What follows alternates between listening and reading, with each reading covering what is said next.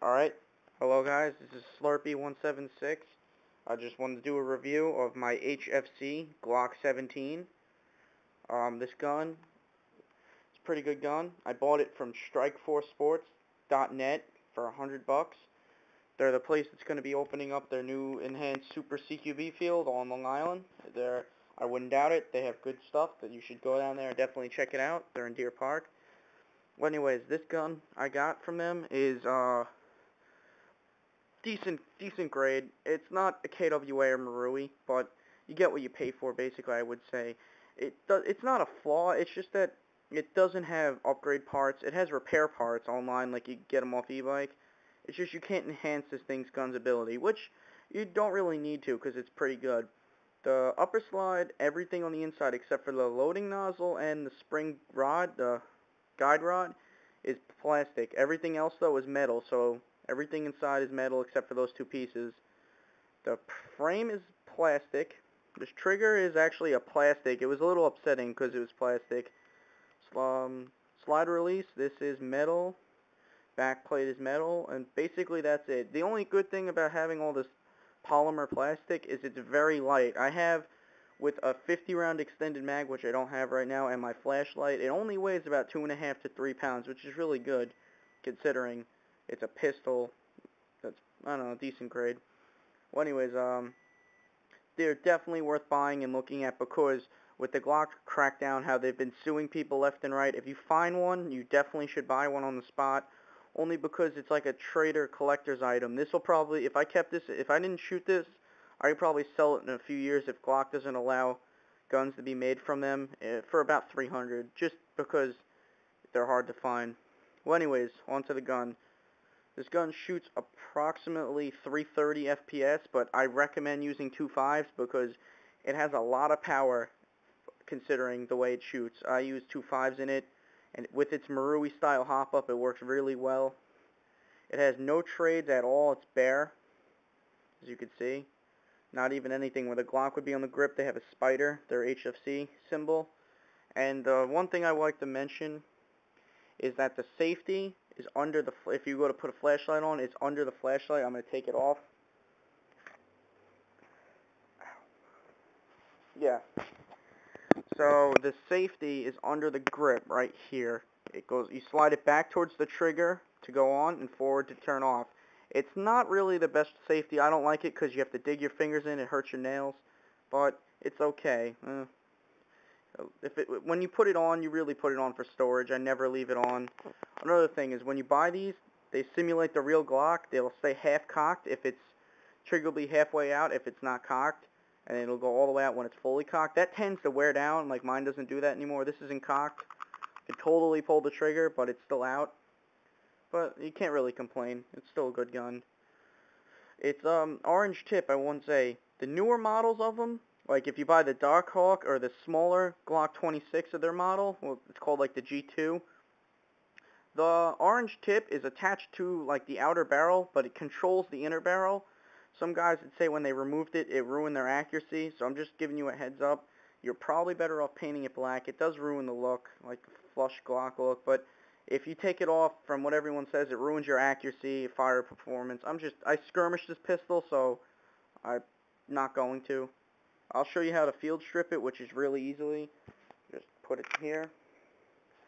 So you cock it back, put the safety on. Make sure there's no magazine in. As you could see right through it. No magazine. There's two tabs. There's a tab right here, and then there's a tab right here. You pull those both down at the same time with your one hand and release the slide. Okay. As you can see, this is what you're supposed to lube, just for good maintenance and use. Hammer, trigger, just a little on the magazine release, not really. The safety, just a little bit, only so it doesn't stick to the plastic, because that gets really annoying. Mine used to do that. I had to wear it in, get silicone on it. And now for the slide, you do pretty much everything. The barrel, the spring guide, the return spring, the hop up, the loading nozzle, just everything, so it keeps it like moist. Like this is pretty gross to touch. I see all the grossness on it, the silicone oil. And it's not that, it's alright. It's just that you have to keep it lubed if you want it to work good. That's pretty much a safe for almost all the gas guns you'll buy. Alright, so I'm going to put this back on now. It's very easy to field strip. I actually was playing at the place on Long Island called Paintball Arena, where a BB got caught in my hammer somehow. I field stripped it on the spot, cleaned it, put a little silicone on it, cocked it back, and it worked fine. It's really easy to do. For the sights, these are bright white dotted pistol sights. They're very easy to use, even in the day, actually in low light too, because they're just bright white. They're very good. As you can see, they're both white. They sell green night sights, but it's like $60. It's not really worth it unless like your sights break, because these are good sights. And you can get most of your repair parts off of Evike. They're not that cheap, not that expensive. I mean, I'm sorry, but yeah. Basically, I'm gonna put the flashlight back on. This flashlight I bought, along with it, is from NC Star. It's spring-loaded, so it goes on and off really quick. But it's a pistol flashlight, and as you can see, it's really bright, actually. It's just, I have a few lights running right now. It's sunny out. I got all the windows open, so it's hard to see. But on a decent semi-low light situation, it's pretty bright. I use it at Paintball Arena a lot when they did not a night game, but a low light game. And when some games they also do pistol rounds, so I put it on. The one thing I must mention, though, the only holsters you're going to get that are going to fit with this, with the flashlight on, are they going to be the giant universal ones or the Kydex ones off of RedWolfAirsoft.com. Kydex are like $70-80, so if you plan on buying a Blackhawk Surf, I'm just giving you a heads up. It won't fit, but since it's spring-loaded, it goes on in a second. It's not really a big problem. I've actually done it. Okay, so I think the gas is warm enough now. I'm just going to double check on the charge, and we're going to go outside and shoot at target about 50 feet away to show like its accuracy. It can go up to a lot further. I'd say max distance 100 feet, especially with the hop up and 2.5s. Okay, so I'm just going to load the gas right now.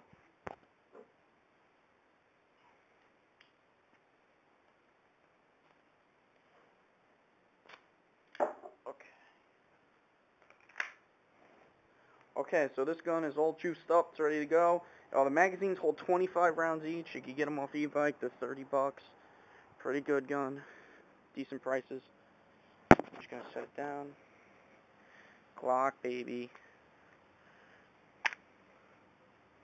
Gotta double check everything.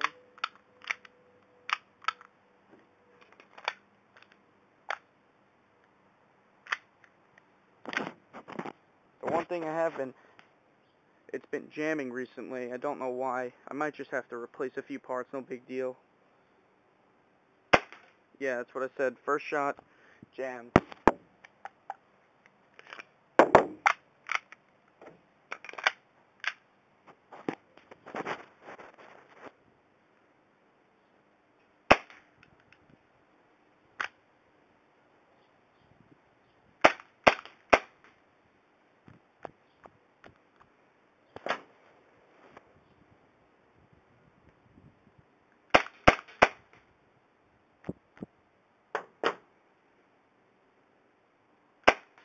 Alright, and we're out of ammo.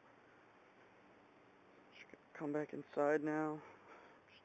The one thing I'd like to mention is that my friend actually owned this. He bought it with me. The slides aren't very great, and they tend to break, and his actually a week into it. The barrel right here, the top barrel, would get pressed in, and it would hit the magazine. So you got to be careful with these magazines. As you can see on the one side, there's a little wear. It jams mainly because the slide, for some reason, they're not aligned perfectly. It's not a Marui or KSC, so it touches the magazine. It was doing to me before it jammed.